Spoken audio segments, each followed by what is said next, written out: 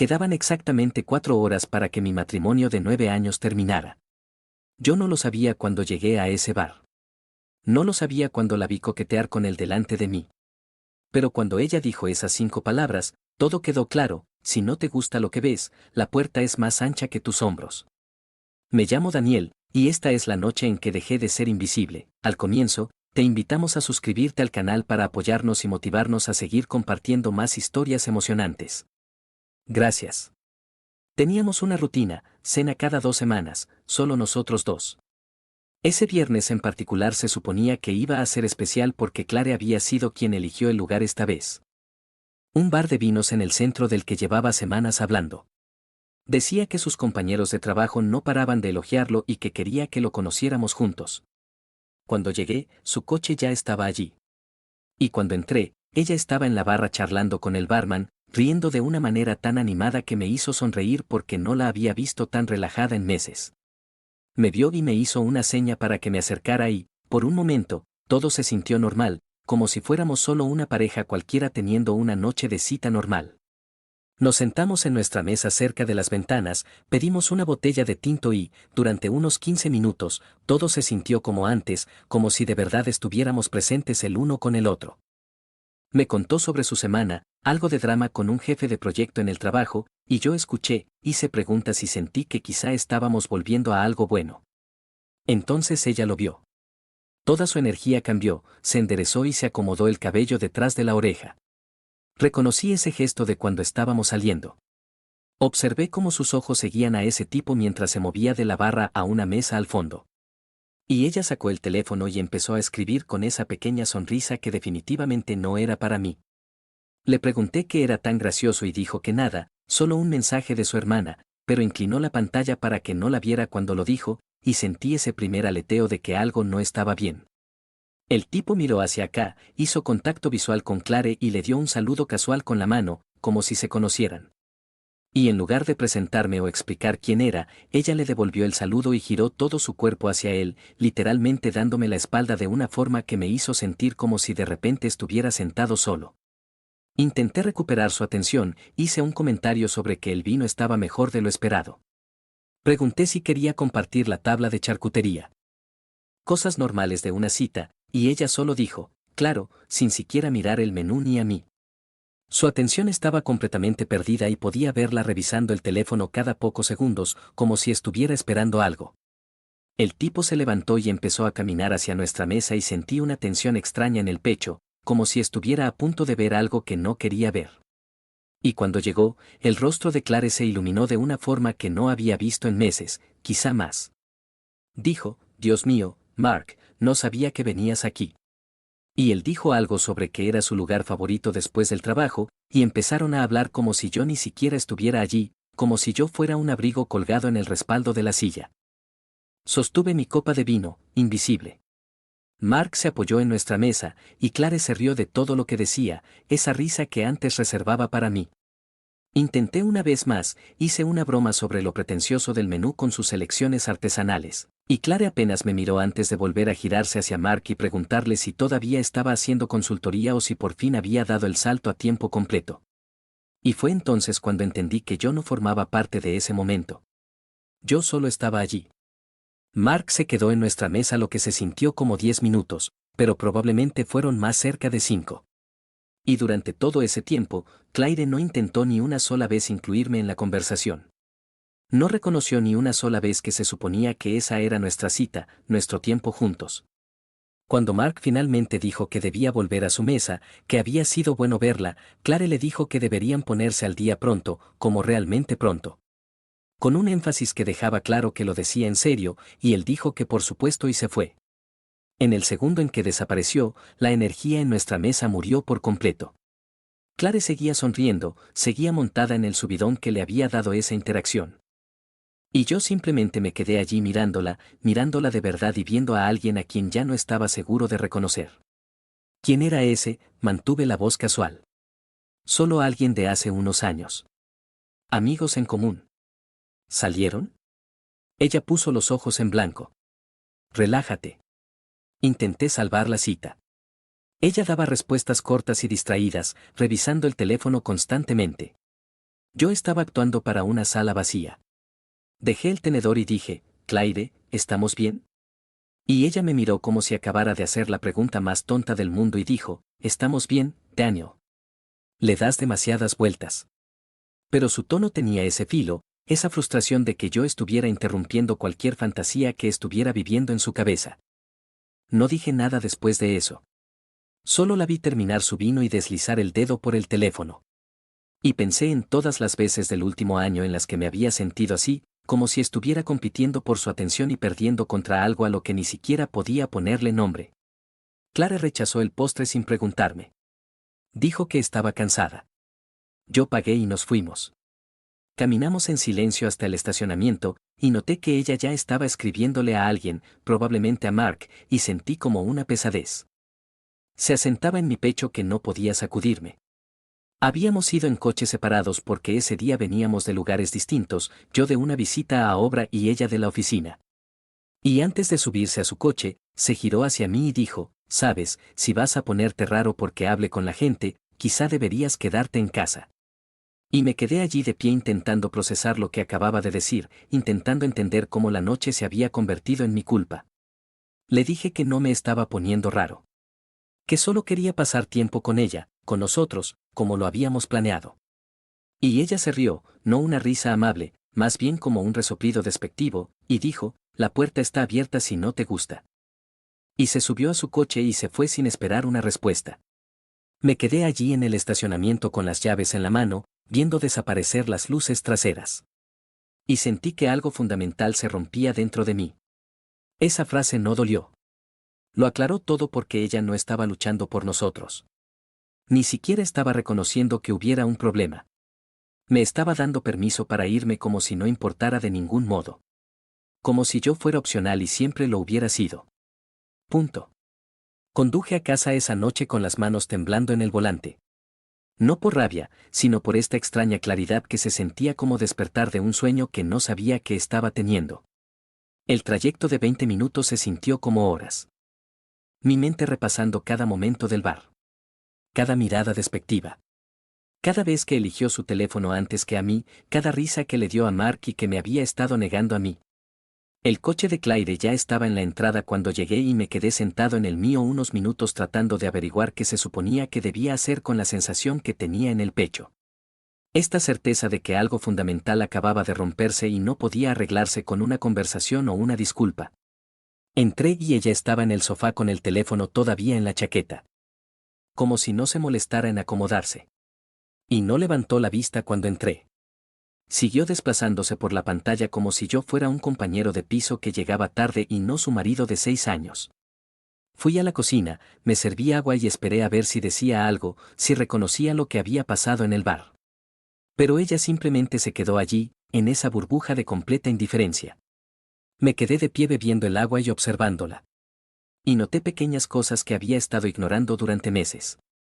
La forma en que sonreía a su teléfono, la manera en que lo inclinaba cuando yo pasaba cerca. La forma en que parecía más viva cuando estaba escribiendo mensajes que cuando hablaba conmigo. Mi teléfono vibró alrededor de las 11. Un mensaje suyo aunque estábamos en la misma casa. Y decía, me avergonzaste esta noche. Me quedé mirando ese mensaje intentando entender cómo había volteado la historia por completo, cómo había pasado de ser ignorado a ser el problema. Otro mensaje llegó un minuto después. Siempre exageras cuando hablo con la gente. Es agotador. No respondí. Subí las escaleras y me acosté en la cama. La oí reír abajo, esa misma risa que le había dado a Mark. Esta sensación no era nueva. Simplemente la había estado ignorando. Se acostó a medianoche, no dijo buenas noches, se durmió de inmediato. Para ella, no pasaba nada. Esto era normal. Yo no dormí. Pensé en el último año, en todas las veces que había perseguido su atención y nunca la había alcanzado. Pensé en cómo le había estado poniendo excusas. Diciéndome que estaba estresada por el trabajo. Diciéndome que todas las parejas pasan por etapas.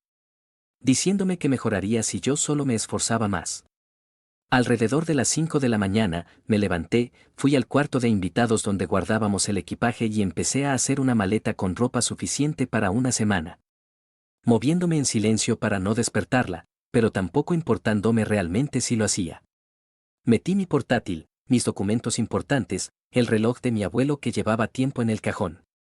Y me di cuenta mientras lo hacía de que no estaba empacando para un viaje. Estaba empacando para irme de verdad. Y la idea no me asustó como esperaba. Volví a nuestro dormitorio, me quité el anillo de bodas y lo dejé en la mesilla junto a un libro que nunca terminaría. Y miré a Clare durmiendo plácidamente, y no sentí absolutamente nada. Ni rabia, ni tristeza, solo esta calma aceptación de que ya no quería estar allí. No escribí una nota, no dejé una explicación porque que había que decir que no se hubiera dicho ya en ese estacionamiento cuando me dijo que la puerta estaba abierta. Tomé la maleta, las llaves, el cargador del teléfono y salí de la casa que compramos juntos hace 3 años.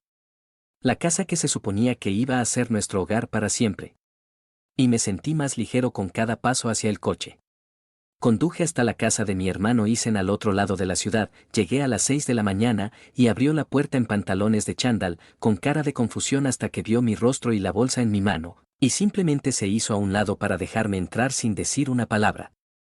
Le conté todo con un café, el bar, Mark, los mensajes, el anillo en la mesilla, y no intentó convencerme de lo contrario ni decirme que estaba exagerando. Solo escuchó. Hizo algunas preguntas y luego dijo que podía quedarme el tiempo que necesitara. Llamé a mi oficina alrededor de las 8, les dije que me tomaba una semana personal, y luego llamé a una abogada que me recomendó mi hermano, una mujer llamada la señora Holloway, que tenía fama de ser directa y eficiente. Conseguí una cita para esa misma tarde, entré en su oficina con mi anillo de bodas en el bolsillo como si fuera algún tipo de prueba y expuse la situación en unos 10 minutos. Preguntó si había infidelidad, y dije. No lo sabía. En realidad no me importaba. Solo quería salir. Y asintió como si hubiera escuchado esa frase exacta cientos de veces antes. Hablamos de los bienes, la casa, las cuentas, y me dijo que el primer paso era separar todo lo financiero, protegerme antes de que Clare se diera cuenta de lo que estaba pasando e intentara dejarme fuera. Fue directa al grano. Sin juicios, solo asesoramiento estratégico, y lo agradecí más de lo que podía expresar. Pasé el resto del día cambiando contraseñas, moviendo dinero de nuestra cuenta conjunta a una nueva cuenta personal, documentando todo lo que se me ocurría, y se sentía eficiente, mecánico, como si estuviera cerrando un trato comercial y no terminando mi matrimonio. Claire me llamó alrededor del mediodía, 3 llamadas perdidas seguidas, y luego un buzón de voz que decía, ¿dónde estás? Tu coche no está. En un tono más molesto que preocupado, como si desaparecer la hubiera incomodado. No devolví la llamada, no envié mensajes. Simplemente seguí trabajando en la lista de cosas que había que resolver. Otra llamada llegó a las 2, luego una a las 4, y para las 6 estaba escribiendo, esto es infantil. Daniel, devuélveme la llamada. Y miré ese mensaje y no sentí nada. Ni culpa, ni ganas de explicarme, porque ella me dijo que la puerta estaba abierta y yo la había cruzado exactamente como sugirió. Isen llegó del trabajo y me encontró en su sofá con el portátil rodeado de papeles. Me preguntó si estaba bien y le dije que estaba mejor de lo que había estado en meses, lo cual era cierto porque, aunque todo se estaba desmoronando en una dirección que yo controlaba. Después de la 20ª llamada de Clare esa noche, tras dejar mensaje tras mensaje, oscilando entre confusión y enfado, lo que es un número, no por despecho, sino porque necesitaba silencio. Necesitaba espacio para pensar sin su voz en mi cabeza diciéndome que estaba exagerando o siendo dramático. Dormí mejor esa noche en el sofá de Isen que en mi propia cama en años. Y cuando me desperté a la mañana siguiente, sentí que había tomado la primera decisión real para mí en mucho tiempo. El sábado, la señora Holloway llamó.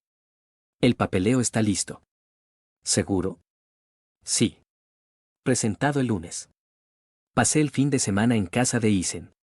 No respondí a los intentos de Clare a través de amigos. El peso se estaba levantando. Ella me dijo que la puerta estaba abierta. Yo la crucé, y ahora ella estaba aprendiendo cómo se sentía cuando alguien realmente la tomaba al pie de la letra. La primera semana después de irme se sintió como si hubiera estado conteniendo la respiración bajo el agua durante años y por fin hubiera salido a tomar aire.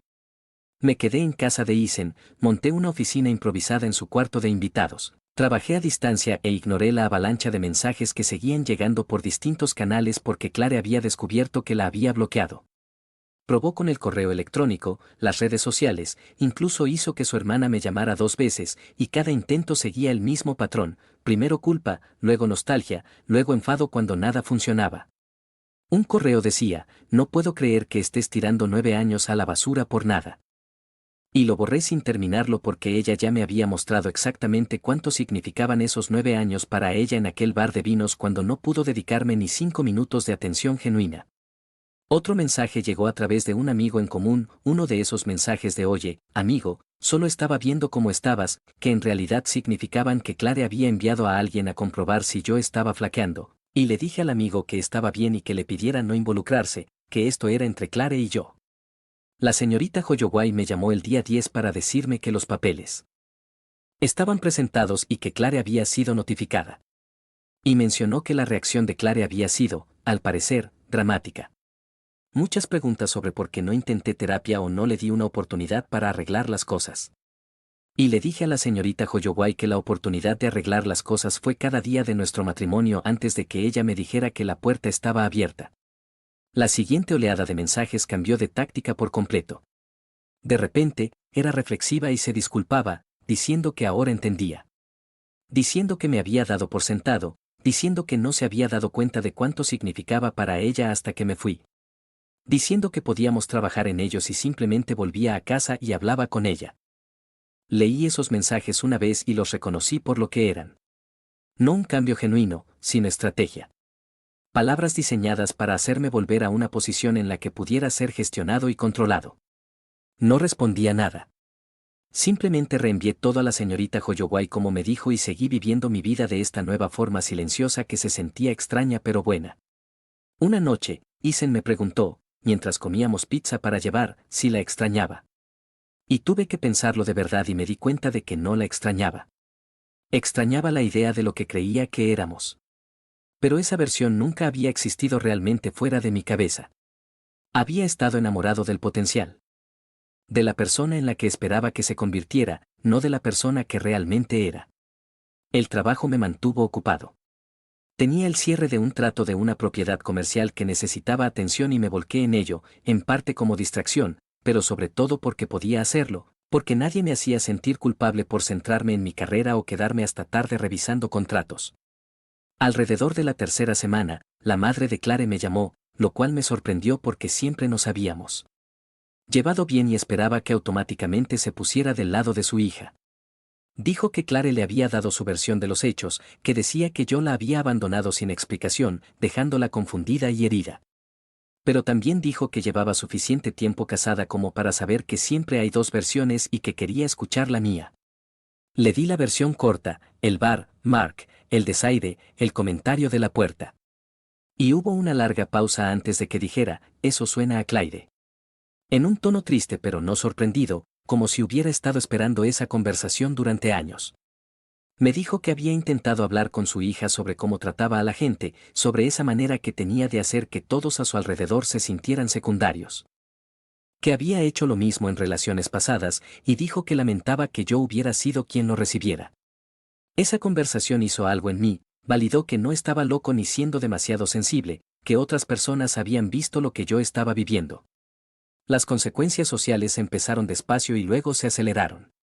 Amigos que habíamos compartido comenzaron a escribirme preguntando qué había pasado, y mantuve mis respuestas simples. Dije que queríamos cosas diferentes y lo dejé ahí. Pero al parecer Clare no estaba siendo tan diplomática. Supe por Isen que les estaba diciendo a las personas que yo había tenido algún tipo de crisis, que me había ido por una discusión, que ella estaba devastada y tratando de conseguirme ayuda. Y la historia estaba diseñada para hacerla quedar como la víctima y a mí como inestable. Algunas personas lo creyeron, las que solo nos conocían de manera superficial. Pero los amigos más cercanos, los que nos habían visto juntos a lo largo de los años, empezaron a hacer más preguntas y la historia de Clare comenzó a desmoronarse bajo el escrutinio. Una de sus mejores amigas de la universidad me llamó al mes y dijo que había visto cómo las redes sociales de Clare se habían convertido en una actuación de tristeza. Publicaciones sobre sanación, crecimiento y encontrarse a sí misma que se sentían vacías. Y admitió que nunca había visto a Clare luchar de verdad por el matrimonio, solo luchar por controlar la narrativa de por qué había terminado. Para la quinta semana, Clare solicitó una reunión a través de la señorita Holloway. Dijo que quería un cierre, que quería entender, y mi abogada lo desaconsejó. Pero acepté porque quería que estuviera completamente terminado. Quería cerrar este capítulo sin ningún que hubiera pasado si. Nos encontramos en una cafetería cerca del centro. Territorio neutral, a mediodía de un miércoles, y ella se veía cansada de una manera que el maquillaje no podía ocultar, como si no hubiera dormido bien. Empezó a hablar incluso antes de que me sentara. Dijo que había tenido tiempo para pensar. Dijo que se daba cuenta de lo que había hecho mal. Dijo que ahora entendía que me había dado por sentado. Dijo todas las cosas que quizá habría querido oír 2 meses antes. La dejé terminar. La dejé decir lo que tenía que decir y luego dije, Claire, tú me dijiste que la puerta estaba abierta. Yo la crucé. Eso es todo lo que pasó aquí. Y se frustró. Dijo que yo estaba siendo frío. Dijo que ni siquiera lo estaba intentando. Dijo que le debía más que esto después de 9 años. Me di cuenta en ese momento de que ella quería que yo luchara por ella. Que demostrara que ella importaba persiguiéndola, rogándole que me aceptara de nuevo. Y yo ya había terminado de jugar a ese juego. Me preguntó qué se suponía que debía hacer ahora y le dije que se suponía que debía firmar los papeles y seguir adelante. Igual que yo, y me miró como si fuera un extraño, lo que quizá lo era para ella. Quizá siempre lo había sido.